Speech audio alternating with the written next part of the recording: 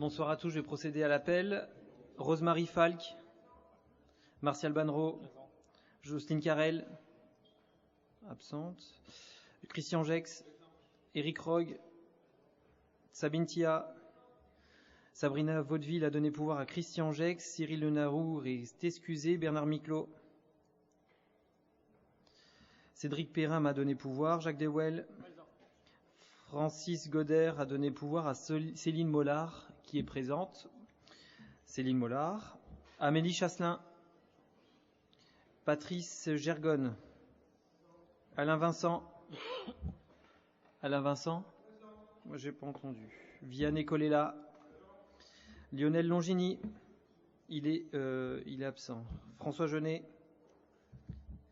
Bernard Ludwig, que j'ai vu. Christine Braga. Gérald François, Michel Gravier, Damien Mativé, Eugène Principe, Gaël Thirion, Bernard Jeunet. David Perrin a donné pouvoir à Frédéric Privé, qui est à côté de moi. Hervé Bertrand a donné pouvoir à Gérard Ritz. Serge Attali, Nolan Bartel, Barbara Bertozzi, Paul-Olivier Bourgère, Frédéric Bréjard. Nancy Charrois a donné pouvoir à Benoît Talot. Benoît Talot est là. Ludovic Chaumet. Bernard Miclot vient d'arriver. Émilie Dardenne a donné pouvoir à Joël Dissangro. Joël Dissangro. Valérie Didier. Catherine Duchesne. Marc Esser. François Franier. Virginie Génaud. Jonathan Villers. Jacques Lamblin. Catherine Laurin, Philippe Laurent, Geoffrey Mérez-Volo, Bruno Miniciello a donné pouvoir à Pascal Marchal, Benjamin Moelle a donné pouvoir à Jonathan Villers, Geneviève Moreau, Catherine Paillard, Sandra Renaud, Laetitia Saucé, Jacques Lamblin arrive, Laure Steinmetz, Benoît Talot est présent, Thibaut Valois, Alexandra Virou, Édouard Babel, non. Frédéric Privé, Jérôme Burduche a donné pouvoir à Corinne Bétis, Jean-Luc Demange, Mathieu Sigiel, Karine Pierson, non. Malik Boulfrac, Bertrand Schultes, Édouard Babel vient d'arriver. Gérard Ritz, Frédéric Thomas, Dominique Robert, Denis Grand-Claude,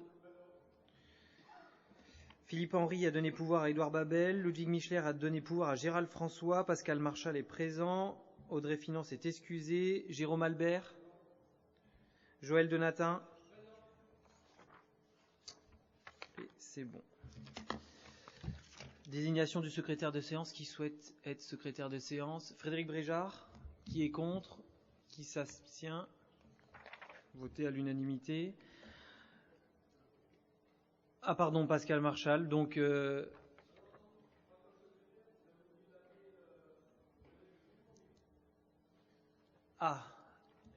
non, alors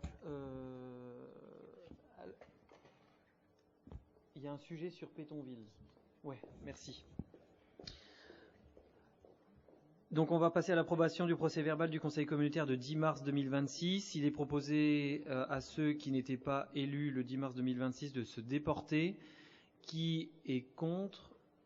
Qui s'abstient? Le procès-verbal est adopté. Approbation du procès-verbal du Conseil communautaire du 7 avril. Qui est contre? Qui s'abstient? Adopté à l'unanimité. Pour la prochaine délibération, c'est la délégation de pouvoir au président. Je vais vous lire entièrement la délégation de pouvoir. Donc le Conseil communautaire délègue à M. Geoffrey Mérez-Volo, président de la CCTLB, et pour la durée de son mandat, les pouvoirs suivants prévus à l'article L2122-22 du CGCT. Arrêter et modifier l'affectation des propriétés intercommunales utilisées par les services publics intercommunaux et de procéder à tous les actes de délimitation des propriétés intercommunales. Procéder dans les limites fixées par le Conseil communautaire à la réalisation des emprunts destinés au financement des investissements prévus par le budget et aux opérations financières utiles à la gestion des emprunts, y compris les opérations de couverture des risques de taux et de change, ainsi que de prendre les décisions mentionnées au 3 de l'article L. 1618-2 et au A de l'article L. 2221-5-1, sous réserve des dispositions du C de ce même article, et de passer à cet effet les actes nécessaires. De prendre toute décision concernant la préparation, la passation, l'exécution et le règlement des marchés et des accords cadres, ainsi que toute décision concernant leur avenant lorsque les crédits sont inscrits au budget. Décider de la conclusion et de la révision du louage de choses pour une durée n'excédant pas 12 ans. Passer des contrats d'assurance ainsi que d'accepter les indemnités de sinistres y afférentes. Créer, modifier ou supprimer les régies comptables nécessaires au fonctionnement des services communautaires. Accepter les dons et legs qui ne sont grévés ni de conditions ni de charges. Décider l'aliénation de gré à gré de biens mobiliers jusqu'à 4 600 €, fixer les rémunérations et régler les frais et honoraires des avocats, notaires, huissiers de justice et experts, fixer dans les limites de l'estimation des services fiscaux, domaines, le montant des offres de la communauté de communes, à notifier aux expropriés et répondre à leurs demandes, exercer au nom de l'interco les droits de préemption définis par le Code de l'urbanisme que l'intercommunalité en soit titulaire ou délégataire à l'occasion de l'aliénation d'un bien selon les dispositions prévues au premier alinéa de l'article 213-3 du Code de l'urbanisme. Intenter au nom de l'interco les actions en justice ou défendre l'interco dans les actions intentées contre elle et transiger avec les tiers dans les limites de 3 000 €. Régler les conséquences dommageables des accidents dans lesquels sont impliqués des véhicules communautaires dans la limite de 3 000 €. Réaliser les lignes de trésorerie sur la base d'un montant maximum de 3 millions d'euros. Prendre les décisions mentionnées à l'article L. 523-4 et L. 523-5 du Code du patrimoine relatives à la réalisation des diagnostics d'archéologie préventifs prescrits par les opérations d'aménagement ou de travaux sur le territoire de l'interco. Autoriser au nom de l'interco le renouvellement de l'adhésion aux associations dont elle est membre. Procéder dans les limites des projets préalablement validés par le Conseil communautaire au dépôt des demandes d'autorisation d'urbanisme relatives à la démolition, à la transformation ou à l'édification des biens communautaires. Ouvrir et organiser la participation du public par voie électronique prévue au 1 de l'article L. 123-19 du Code de l'environnement. Admettre en non-valeur les titres de recettes ou certaines catégories d'entre eux présentés par le comptable public. Chacun de ces titres correspondant à une créance irrécouvrable d'un montant inférieur à un seuil fixé par délibération du Conseil communautaire, qui ne peut être supérieur à un seuil fixé par décret. Ce même décret précise les modalités suivant lesquelles le président rend compte au Conseil communautaire de l'exercice de cette délégation. Et enfin, autoriser les mandats spéciaux que les membres du Conseil communautaire peuvent être amenés à exercer dans le cadre de leurs fonctions, ainsi que le remboursement des frais afférents prévus à l'article L. 2123-18 du présent Code. Est-ce qu'il y a des questions ? On va passer au vote. Qui est contre ? Qui s'abstient? Je vous remercie. Prochaine délibération, l'indemnité de fonction des élus. C'est les indemnités du président, vice-président, conseiller communautaire délégué. Nous vous proposons de fixer les indemnités du président à 64,90%, les indemnités de vice-président à 23% et conseiller communautaire délégué, que je nommerai par la suite, à 6%. Est-ce que vous avez des questions sur cette délibération ? Donc le Conseil communautaire décide de fixer les indemnités suivantes à compter du 8 avril 2026. Ah, pardon. Micro, s'il te plaît. Micro.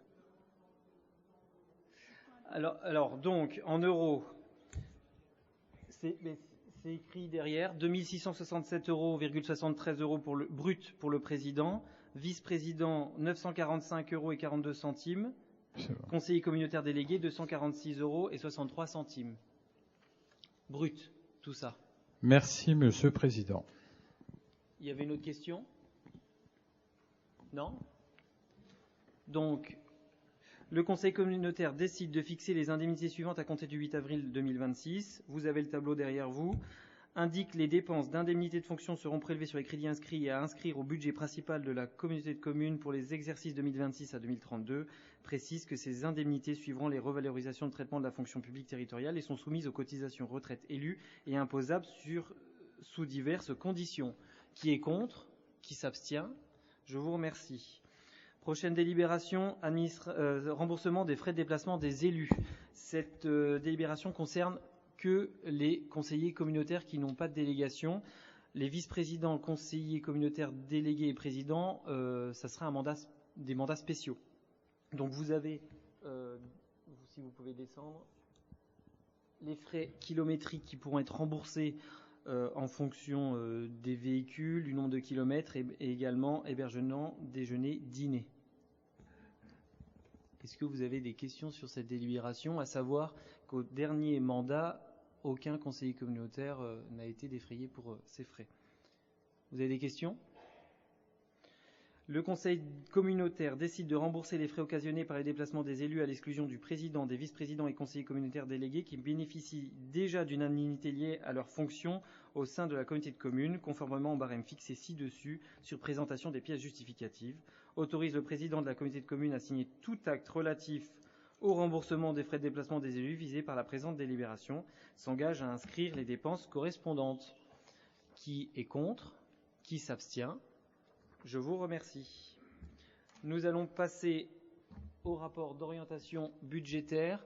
Je vous précise que ce rapport d'orientation budgétaire est le rapport d'orientation budgétaire de l'ancien exécutif. Moi, je suis arrivé mercredi, j'ai signé les délégations avec les documents s'y afférents. Donc ça, c'est le rapport d'orientation budgétaire de l'ancien exécutif. Alors, je vais vous lire dans les grandes lignes ce rapport d'orientation que vous avez tous eu. Donc en France, la croissance resterait modérée et fragile, comprise entre 0,7% et 1% en 2026, selon les différentes institutions. Les moteurs économiques se redressent, mais demeurent contraints par les incertitudes et la nécessité de consolidation budgétaire. L'inflation poursuit sa décrue et se stabilise autour de 1,3% en 2026. C'était 0,9% en 2025, un niveau faible après les tensions passées. Cette normalisation contribue à apaiser les coûts d'exploitation des collectivités. Le déficit public demeure élevé à moins 4,7% du PIB en 2026, alors qu'il était à 5,1% en 2025. Cette situation impose un cadre budgétaire contraint, avec des impacts sur les dotations aux collectivités. Les taux d'intérêt restent élevés mais stables à environ 3,5%, nécessitant une vigilance accrue dans la gestion de la dette et les investissements. L'environnement économique 2025-2026 se caractérise par une croissance modérée, une inflation maîtrisée, un déficit public encore élevé, des taux d'intérêt stabilisés mais supérieurs à ceux de la décennie 2010. Pour un EPCI, cela implique prudence sur l'évolution des recettes fiscales, vigilance vis-à-vis des charges indexées, gestion rigoureuse de la dette et des maturités d'emprunt, anticipation des éventuelles restrictions budgétaires de l'État. La loi de finances de 2026 s'inscrit dans un contexte strict maîtrise des dépenses publiques et elle demande aux collectivités un effort global d'environ 2 milliards d'euros. La DGF reste stable, ce qui équivaut à une baisse en réalité, tandis que la péréquation augmente et est financée par des ponctions sur les communes et les EPCI. Les variables d'ajustement chutent fortement et plusieurs compensations fiscales sont réduites. Le FCTVA sera désormais versé 1 an après la dépense pour les EPCI, ce qui dégrade leur trésorerie. Les dotations d'investissement seront reconduites, mais sans augmentation. Le fonds vert diminue nettement, ce qui réduit les moyens pour les projets environnementaux. La dynamique de TVA affectée aux collectivités devient encadrée et peut rester nulle si l'inflation dépasse la croissance de la TVA. Concernant les valeurs locatives, la compensation liée aux terres agricoles augmente, mais celle pour les locaux industriels baisse de près de 20% avec un plafond lié aux recettes des collectivités. Les valeurs locatives ne seront revalorisées que de 0,8%, limitant la progression des bases fiscales. Enfin, les cotisations employeurs à la CNRACL augmentent de 3 points par an jusqu'en 2028, ce qui alourdit les charges des collectivités. Sur le budget principal, en 2025, la CCTLB maintient son niveau de capacité d'autofinancement net à plus de 500 000 euros, pour une CAF nette prévisionnelle de moins 460 000 euros, et ce, malgré une conjoncture très difficile. 2025 est la 4e année consécutive où la CCTLB présente, après le remboursement de ses emprunts, une capacité d'autofinancement nette positive. Sur le budget assainissement, le contrôle est réalisé sur les charges de fonctionnement, mais également la restructuration de la redevance assainissement avec la création d'une part fixe, afin de limiter la perte de recettes due à la baisse de consommation de l'eau potable, ont permis pour la 3e année consécutive de retrouver, après remboursement des emprunts, une capacité d'autofinancement nette positive. Pour le budget propreté, alors là, je souhaite m'arrêter, faire une pause. Le budget propreté est préoccupant. Alors, ça fait une semaine qu'on est en poste. On ne connaît pas les causes de ce que je vais vous dire par la suite. On a un déficit prévisionnel sur ce budget de moins 430 000 euros pour 2026. Donc, il va falloir trouver des solutions viable. Il va falloir qu'avec le vice-président en charge, Bernard Jeunet, on se retrouve les manches. Bien évidemment, vous serez associés, pour ceux qui le veulent, à des groupes de travail qui vont se réunir le plus rapidement possible. Et ça fait 3 ans que les ordures ménagères sont gérées en régie par le service déchets. On va passer dans le détail des budgets. Pour le budget principal, alors pour 2026, il sera proposé à l'Assemblée de reconduire les taux d'imposition de la CCTLB, soit 11,63% pour la taxe d'habitation sur les résidences secondaires et logements vacants, 1,68% pour le foncier bâti, 6,91% pour le non bâti, 22,82% pour la CFE. La fraction de TVA versée à la collectivité n'évoluera pas, faute de dynamique suffisante du produit de TVA. Les prévisions pour 2026 reprennent donc les montants perçus en 2025, soit environ 6,34 millions d'euros pour la taxe d'habitation et 1,83 millions pour la CVAE. La taxe GEMAPI devra couvrir la contribution à l'EPTB et la hausse des charges de personnel. Le produit proposé pour 2026 est de 265 000 euros contre 250 000 euros en 2025. Concernant les dotations de l'État, la DGF resterait stable. La dotation d'Interco devrait se maintenir à 670 000 euros, tandis que la dotation de compensation est en baisse, prévue à 1,15 million d'euros, soit une baisse de plus de 3% par rapport à 2025. Le FPIC devrait également diminuer d'environ 4%, passant à 280 000 euros. Les autres recettes restent globalement stables, avec le maintien des tarifs de services publics. Les revenus locatifs proviennent notamment du CIVIT, de la pépinière d'entreprise, du PETR, du parking de la Ronx, de l'aérodrome et d'autres bâtiments. Le camping des Bosquets, désormais exploité par Camping Car Park, retrouve un niveau de fonctionnement normal, permettant d'estimer les recettes à 3 500 euros pour les mobil-homes et 30 000 euros pour l'aire de camping-car en 2026. Enfin, l'accès aux médiathèques étant gratuit pour les habitants du territoire, les recettes restent faibles. Pour le budget assainissement, donc qui est financé uniquement par les redevances des usagers, concerne 31 communes du territoire. Depuis 2022, une part fixe a été instaurée afin de compenser la baisse de consommation d'eau potable, car le service supporte des coûts majoritairement fixes. Pour 2026, les tarifs sont reconduits, 40 euros hors taxe par compteur et 2,455 euros hors taxe par mètre cube consommé. La redevance devrait générer environ 4,32 millions d'euros. La contribution au pluvial due par les mêmes 31 communes est calculée à partir des dépenses de fonctionnement. Son produit est estimé à 1,379 millions d'euros hors taxe en 2026, en légère hausse par rapport à 2025. Enfin, la participation forfaitaire à l'assainissement collectif perçue lors des raccordements liés au permis de construire a rapporté 208 600 euros en 2025. Pour 2026, en fonction des permis déposés, elle est estimée à 150 000 euros. Le budget propreté. Depuis 2023, la CCTLB gère directement l'ensemble du service de prévention et de gestion des déchets. Cette gestion combine des marchés publics pour la collecte et le traitement et une organisation en régie pour les déchetteries, l'accueil, la facturation et les ambassadeurs du tri. En juin 2025, la collectivité a décidé d'adhérer au syndicat Evodia. Cette adhésion opérationnelle en 2027 apportera une mutualisation des coûts, une meilleure stabilité tarifaire et un appui technique et juridique tout en sécurisant les débouchés de traitement et en renforçant la prévention. Le budget propreté financé par la ROMI, les soutiens des éco-organismes et la vente de matériaux recyclés devra être ajusté compte tenu d'une CAF négative en 2025, considérant donc la délibération du 4 décembre 2025 qui a fixé les tarifs de la ROMI pour 2026 au même titre que 2025, et les éco-organismes, notamment Citeo, verseront environ 800 000 euros en 2026, en baisse par rapport à 2025 en raison de l'évolution des barèmes et une diminution des performances de tri. Un travail approfondi sera mené avec Evodia pour améliorer ses résultats. Et comme je vous le disais en introduction, un groupe de travail sera mis en place dans les plus brefs délais afin d'étudier des pistes d'ajustement. Les dépenses réelles de fonctionnement de la CCTLB continuent d'être encadrées conformément à la loi de programmation des finances publiques. Sur l'ensemble des budgets, la collectivité maintient une progression maîtrisée. Pour le budget principal, les charges de fonctionnement augmenteront de moins de 2,5% en 2026. La hausse exceptionnelle des charges générales provient principalement de l'opération récupérateur d'eau qui est compensée par une recette équivalente.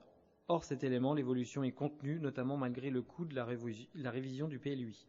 Les charges de personnel augmentent sous l'effet de la hausse du taux de la CNRACL, dû l'évolu de carrière des agents et de la création d'un nouveau poste avec les secrétaires des mairies. C'était une délibération qu'on en a votée. Budget assainissement, donc les charges générales augmentent en raison de la revalorisation de la rémunération du délégataire de la station d'épuration de Lunéville pour plus de 180 000 euros, de la reprise en régie des stations d'épuration de Baccarat et Fontenay-la-Joute, de la mise en service de la nouvelle station de Mervillers à plus de 150 000 euros. Les charges de personnel baissent mécaniquement grâce à ces reprises en régie et les charges d'intérêt diminuent grâce à la réduction de l'encours de la dette, moins 4,7 millions en 6 ans. Pour le budget des propretés, les dépenses de fonctionnement représentent 6,2 millions d'euros en 2026 contre 6,06 millions d'euros en 2025, soit une hausse contenue de 2,25%. L'organisation combine marché public, donc qui est collecte et traitement et régie, déchetterie, accueil, facturation, ambassadeur du tri. L'adhésion à Evodia effective à partir de 2027 devrait permettre de mieux maîtriser les coûts de traitement des déchets et à terme de limiter l'impact financier pour les usagers. Les principales orientations d'investissement. Il y a la piscine de Baccarat. Le projet initial de réhabilitation à 5,5 millions d'euros a été abandonné. Il y a eu une nouvelle étude en 2023 qui a abouti à un projet plus adapté. Démolition de l'ancienne piscine et construction d'un équipement neuf comprenant un bassin de 25 mètres pour un coût estimé à 3,8 millions d'euros hors taxes. Le maître d'œuvre a été désigné en avril 2025 et les marchés de travaux vont être préparés. La prévision budgétaire pour 2026 est 400 000 euros. La transition énergétique, la collectivité poursuit plusieurs actions. Aide aux panneaux photovoltaïques pour 100 000 euros, avec un soutien à 100 installations en autoconsommation avec stockage. Étude d'autoconsommation collective à 42 000 euros, liée au futur parc photovoltaïque de l'aérodrome. Et plan de déplacement, élaboration d'un plan et achat de 3 véhicules électriques pour 10 000 euros. La GEMAPI, qui est la gestion des milieux aquatiques pour les nouveaux élus. 3 études majeures sont programmées. La Mortagne, 170 000 euros pour finaliser les études préalables au programme pluriannuel d'aménagement. Ruisseau des Fauchés, 49 000 euros pour améliorer l'état écologique et mieux prévenir les inondations. Et le ruisseau Le Lacsat, 50 000 euros pour une étude de renaturation complète. L'habitat et urbanisme. Donc, plusieurs actions de soutien et d'aménagement sont prévues. Aide à la rénovation énergétique des logements privés pour 100 000 euros. L'OPAERU de Baccarat, 148 400 euros. Animation et subventions. OPAERU de Lunéville pour 165 000 euros 80. Animation et subventions. Partenariat Scalen pour 70 000 euros. Études environnementales PLUI SPR pour 165 000 euros. Procédure PLUI, 155 000 euros. Pour le projet Trélor, qui reste suspendu aux décisions des contentieux juridiques en cours, l'assainissement, un programme de travaux important est engagé, réhabilitation des réseaux des communes de Chanteux, Saint-Clément, Lunéville pour 135 000 euros, réhabilitation des installations, Bertrichamp 250 000 euros, station de Baccarat 160 000 euros, Frimbois 113 000 euros, les autres stations 90 000 euros, les travaux de Crivillé-Baccarat pour 250 000 euros, diagnostic périodique 100 000 euros et mise en conformité de l'assainissement non collectif de Mervillers pour 60 000 euros et matériel Sofrel 50 000 euros. Au 1er janvier 2026, l'encours total de la dette de la CCTLB s'élève à 50 999 000 euros, 51 millions d'euros, en légère baisse par rapport à 2025, de moins 0,94 millions d'euros. Elle se répartit principalement entre le budget principal, 23 millions d'euros, l'assainissement à 24 millions d'euros, la propreté est en dette de 2 millions d'euros et la ZAC Trélor, 370 000 euros. La structure de la dette s'est améliorée. 77% des emprunts sont désormais à taux fixe, renforçant la sécurité financière face aux variations de taux. Le taux moyen de la dette en 2025 progresse légèrement à 2,72% contre 2,33% en 2024, avec des variations selon les budgets. La capacité de désendettement du budget principal passe à 12,69 années pour 2025 contre 12,24 années en 2024. Et en 2020, c'était 29,20 années. 29 ans en 2020, pardon. En consolidé, la capacité de désendettement pour 2025 s'élève à 15 années, due essentiellement à la CAF brute négative du budget propreté. Enfin, l'évolution du besoin de financement montre une réduction significative entre 2021 et 2025, moins 1,07 million d'euros, confirmant un effort de désendettement récent. Au niveau des ressources humaines, en 2026, les effectifs permanents de la CCTLB devraient passer de 91 à 87 postes, ce qui confirme la volonté de maîtriser la masse salariale tout en maintenant un service public de qualité. Après des difficultés de recrutement en 2024, l'année 2025 a permis de stabiliser durablement les équipes. Plusieurs mesures obligatoires pèsent sur le budget. Une hausse du taux de la CNRACL, plus 3 points en 2026, revalorisation du SMIC et indemnités différentielles, participation obligatoire de 15 € par mois à la mutuelle, évolution de la prévoyance. Quelques économies viennent compenser partiellement ces hausses, notamment sur les cotisations accidents du travail. La collectivité a ajusté son organisation pour contenir les dépenses, fin de fonction d'un emploi fonctionnel, non-remplacement ciblé, réaffectation interne, licenciement économique du directeur de cabinet, transformation de postes selon les besoins de service, des actions aussi renforcer le dialogue social, charte du temps, modernisation de l'accueil, titre restaurant dématérialisé, atelier du bien-être au travail. Pour 2026, malgré les contraintes, la CCTLB poursuit son accompagnement des agents. Revalorisation du titre restaurant, maintien des actions de formation, nouvelle prévoyance plus protectrice, développement des compétences et de la mobilité interne, maintien de politique de prévention et de qualité de vie au travail. L'objectif, c'est d'adapter l'organisation, contenir les coûts et soutenir les agents pour garantir un service public efficace.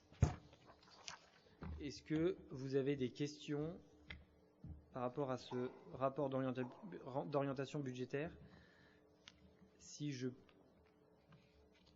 Non.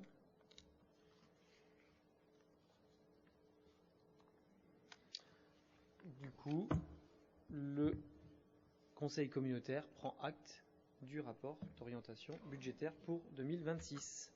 Je vous remercie. On va passer aux désignations dans les instances représentatives extérieures. Ce que je vous propose, parce qu'il y a une trentaine de délibérations, c'est de le faire par liste et à main levée, afin qu'on aille le plus rapidement possible. Est-ce que ça vous convient? Oui. On va commencer par l'élection des membres de la commission d'appel d'offres de la CCTLB. Donc je vous propose un membre titulaire moi-même, Gérard Ritz, Sabine Tia, François Franier, Philippe Henry. Pour les membres suppléants, Frédéric Privé, Joël Donatin, Éric Rogue, Bertrand Schultez, Jacques Dewel. Est-ce que vous avez des questions? Qui est contre cette délibération? Qui s'abstient? Je vous remercie. Pour la commission permanente des services publics, en membre titulaire, moi-même, Bernard Jeunet, Gérard Ritz, Denis Grand-Claude, Alain Vincent. Membres suppléants, Jérôme Albert, Christine Braga, Bertrand Schultez, Patrick Gergonne, Joël Donatin. Est-ce que vous avez des questions? Qui est contre? Qui s'abstient?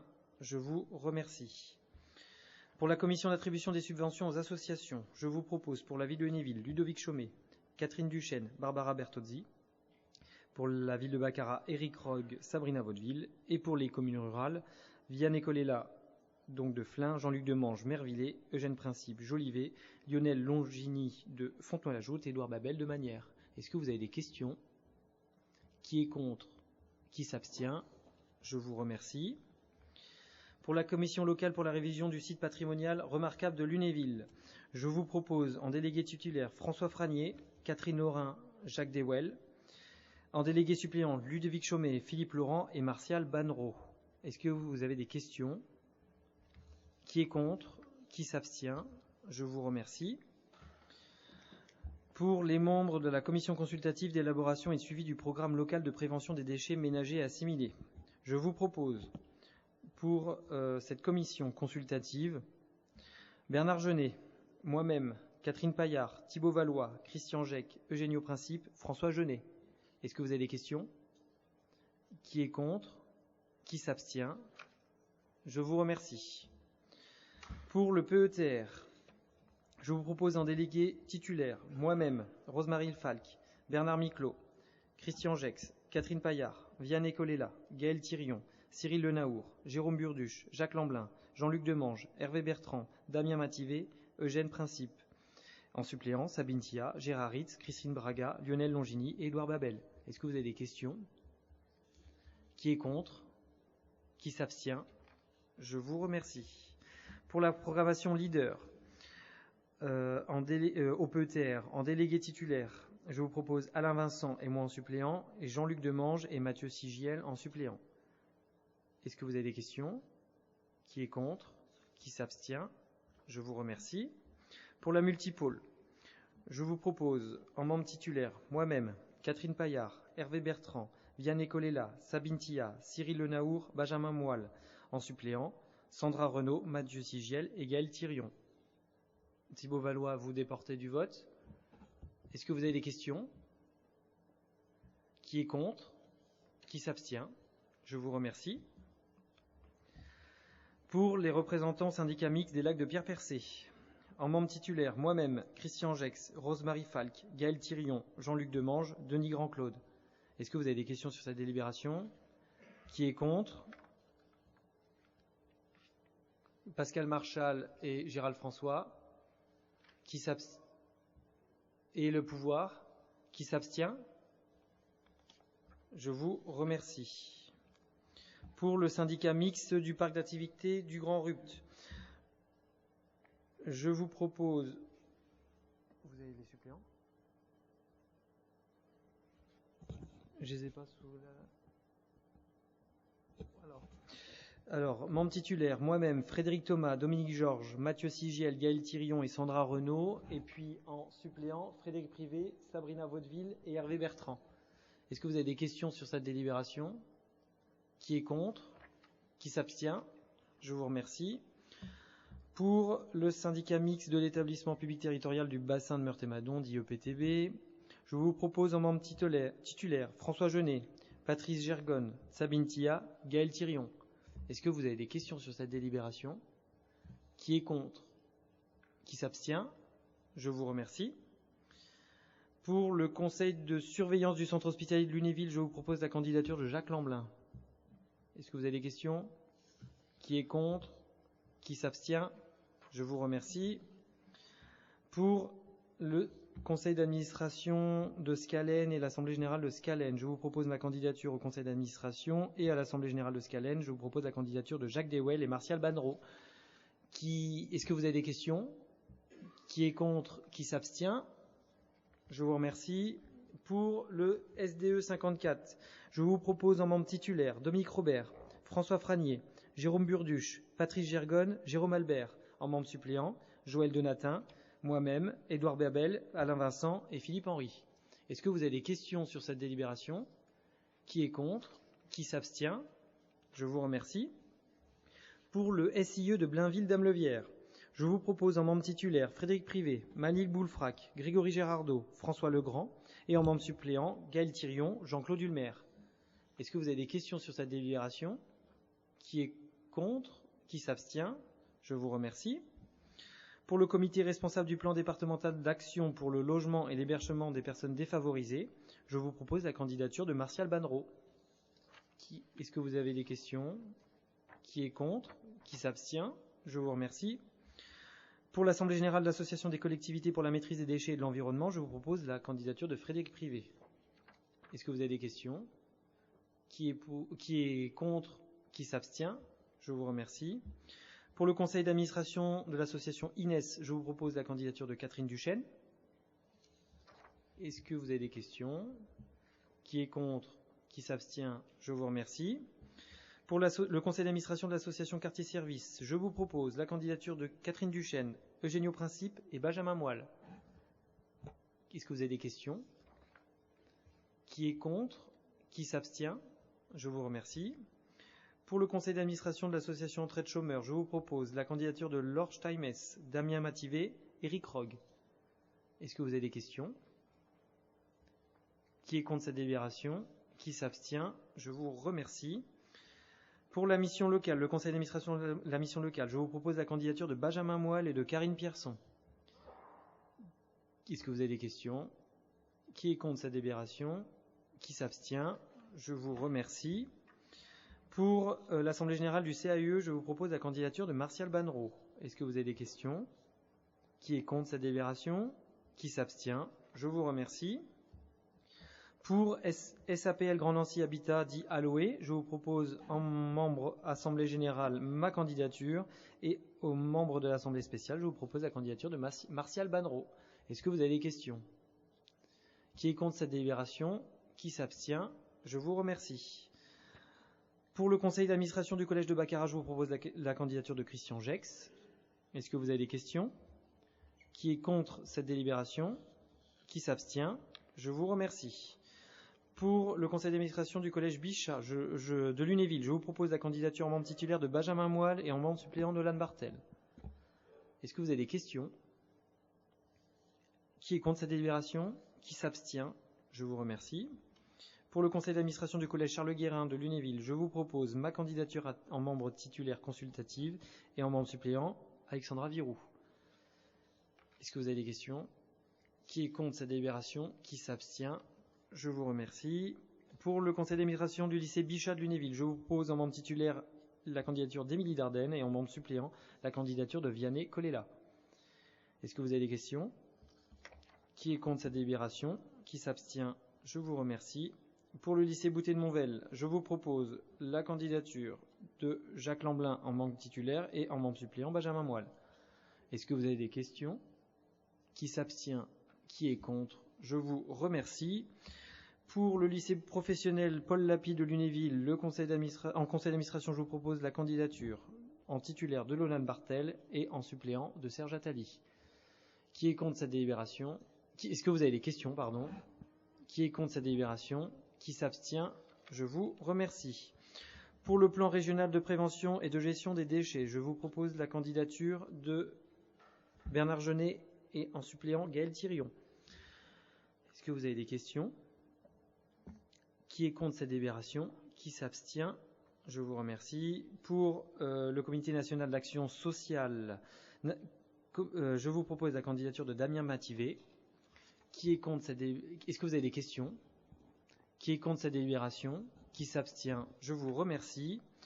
Pour le Comité social territorial de la CCTLB, je vous propose en membre titulaire ma candidature, celle de Gérard Ritz, celle de Éric Rogue et en membre suppléant Amélie Chasselin, Denis Grand-Claude et Sandra Renaud.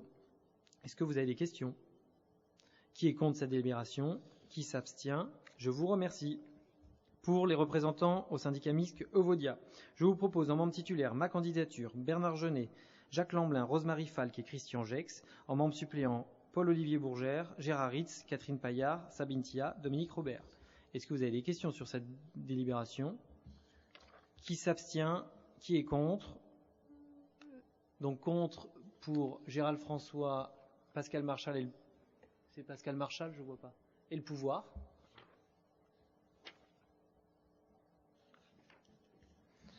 Pour le groupement d'intérêt public l'immédiat, je vous propose en membre titulaire à l'Assemblée générale Joël Dissangro et en membre suppléant Lionel Longini. Au conseil d'administration, je vous propose en membre titulaire Joël Dissangro et en membre suppléant Lionel Longini. Est-ce qu'il y a des questions? Qui est contre cette délibération? Qui s'abstient? Je vous remercie. Pour les représentants de la Société d'économie mixte locale Nancy Sud Lorraine Énergie, vous propose comme membre du conseil d'administration Gaël Thirion et en membre de l'Assemblée spéciale Gaël Thirion. Est-ce que vous avez des questions? Qui est contre cette délibération? Qui s'abstient? Je vous remercie. Nous avons terminé ce conseil communautaire. La prochaine réunion, c'est la commission budget et fiscalité le 16 avril à 20h30 à la médiathèque de Lunéville. Le prochain conseil communautaire sera le 30 avril à 20h. Tous les conseils communautaires à partir du 30 avril seront à 20h. Ça sera également à la médiathèque de l'Orangerie. Vous avez mon mail juste en dessous, gmv@delunevilleabacara.fr si vous avez besoin de m'écrire. Je lis tous mes mails, bien évidemment. Aussi, les mails que vous recevez peuvent être dans les indésirables. Donc, je vous invite à regarder vos courriels indésirables dans votre boîte mail. En tout cas, je vous remercie. Frédéric Thomas ? Oui, excusez-moi, j'ai juste une interrogation sur la délibération 31 concernant le conseil d'administration du collège de Baccarat. Je n'ai pas entendu s'il y avait un suppléant ou pas. Non, il n'y a pas de suppléant. Parce qu'il n'y en a pas besoin, alors que tous les autres, il y en a un qui est désigné. Ça, c'est les conseils d'administration de collège.